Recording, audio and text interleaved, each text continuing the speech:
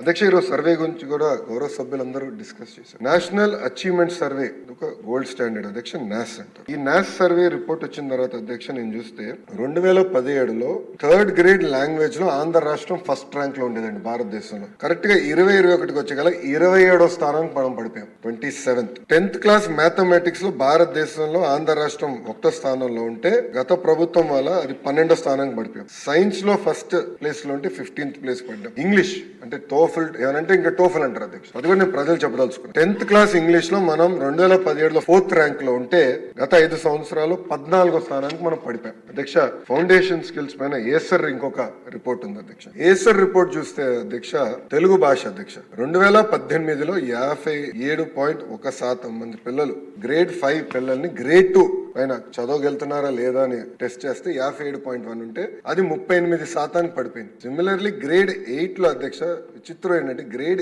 8 అంటే 8th class లో 2వ తరగతి తెలుగు టెక్స్ట్ బుక్ ఇచ్చి పిల్లల్ని చదవమంటే 2018లో 78% మంది చదవగలిగితే 2024 వచ్చేసి 53% పడిపోయింది. అంటే ఒక సిస్టమిక్ డికే అనేది వచ్చేసింది. మీరు ఈరోజు చూస్తే 90% మంది 3వ తరగతి చదువుతున్న పిల్లలకి ఫౌండేషనల్ న్యూమరసీ స్కిల్స్ లేకుండా పోయింది అధ్యక్ష.